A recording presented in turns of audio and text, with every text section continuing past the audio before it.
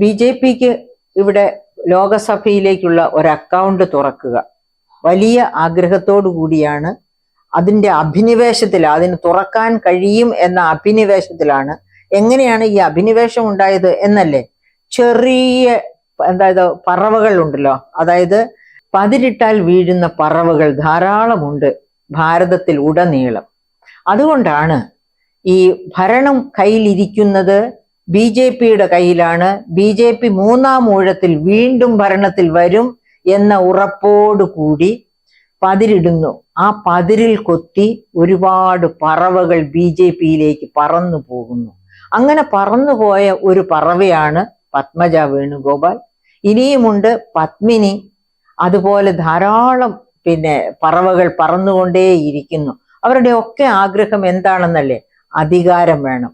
അതായത് വീടിനകത്ത് അടഞ്ഞിരുന്നാലും ഒരു സേവനവും അറിഞ്ഞില്ലെങ്കിലും എന്താണ് സാധാരണ വോട്ടർ, അല്ലെങ്കിൽ സാധാരണ വോട്ടേഴ്സിന്റെ പ്രശ്നങ്ങൾ എന്താണ്, ഒരു ജനസേവകൻ സേവിക എന്താണ് ജനങ്ങൾക്ക് വേണ്ടി ചെയ്യേണ്ടത്, എന്ത്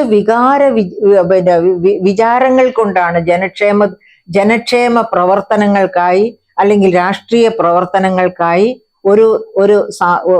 ഒരു വ്യക്തി ഇറങ്ങിത്തിരിക്കേണ്ടത്, ഇത്തരം കാര്യങ്ങളെ പറ്റിയൊന്നും യാതൊരു തരത്തിലുള്ള ചിന്തയും ഇല്ലാതെ, യാതൊരു ധാരണയും ഇല്ലാതെ, എൻ്റെ ഉപ്പാപ്പാക്ക് ഒരു ആന ഉണ്ടായിരുന്നു എന്ന് പറയുന്ന തരത്തില്, അതായത് എൻ്റെ അച്ഛൻ വലിയ ആളായിരുന്നു, അല്ലെങ്കിൽ എൻ്റെ ജ്യേഷ്ഠൻ വലിയ ആളാണ്, അല്ലെങ്കിൽ എൻ്റെ ബന്ധത്തിൽപ്പെട്ട ഒരു രാഷ്ട്രീയക്കാരാണ് എന്നൊക്കെയുള്ള തരത്തില് എപ്പോഴും മാന്യമായ സ്ഥാനങ്ങളിൽ എന്നെ പൂജിച്ചിരുത്തണം എന്ന് ആഗ്രഹിക്കുന്ന തരം അവരെയാണ് ഞാൻ പതിരിട്ടാൽ വീഴുന്ന പറവകൾ എന്ന് പറഞ്ഞത്. അത്തരം പറവകൾ ധാരാളമുണ്ട് ഭാരതത്തിൽ ഉടനീളം. അപ്പൊ അങ്ങനെയുള്ള പറവകൾ ചേക്കേറിക്കൊണ്ടിരിക്കുകയാണ്. അവർക്ക് വേണ്ടി പതിരിട്ട് വിളിച്ചുകൊണ്ടിരിക്കുകയാണ് ബി.ജെ.പി എപ്പോഴും.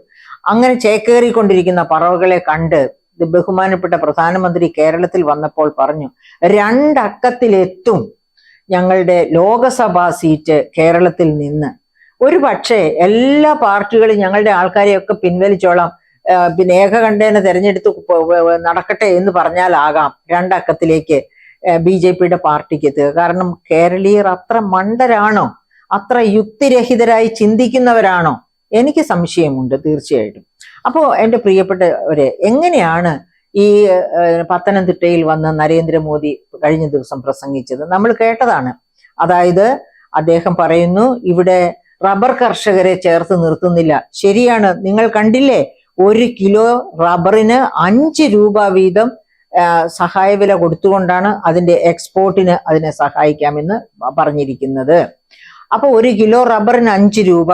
അതുപോലെ ലക്ഷക്കണക്കിന്, അതായത് 40 ടൺ റബ്ബർ കയറ്റുമതി ചെയ്യുന്നവർക്ക് എത്രയോ ലക്ഷം കയ്യിൽ വരും. ഇങ്ങനെ 1 കിലോയ്ക്ക് 5 രൂപ എന്ന് വെച്ചാൽ 40 ടൺ എന്ന് പറയുമ്പോൾ വർക്കൗട്ട് ചെയ്യാവുന്നതേ ഉള്ളൂ നമുക്ക്. ഓക്കെ, അപ്പൊ അങ്ങനെ വാഗ്ദാനങ്ങൾ കൊടുത്ത് വളരെ വളരെ സഹായകരമായ ഒരു സിറ്റുവേഷൻ, അതായത് ഇലക്ഷന് അനുയോജ്യമായ വോട്ട് എനിക്ക് തന്നെ കിട്ടണം എന്ന രീതിയിലുള്ള അനുയോജ്യ ഒരു പശ്ചാത്തലം സൃഷ്ടിച്ചിരിക്കുകയാണ് നരേന്ദ്രമോദിജി കഴിഞ്ഞ ദിവസം ഇവിടെ വന്നപ്പോൾ. അദ്ദേഹം അതുകൊണ്ട് നിർത്തിയില്ല.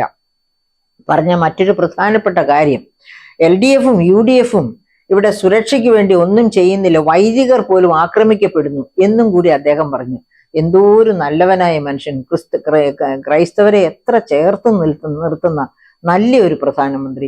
എൻ്റെ പ്രിയപ്പെട്ട സുഹൃത്തുക്കളെ, ഞാൻ നിങ്ങളെ എൻ്റെ കൂടെ ഞാൻ നിങ്ങളെ കൊണ്ടുപോകുന്നു എവിടേക്ക്? മണിപ്പൂരിലേക്ക്.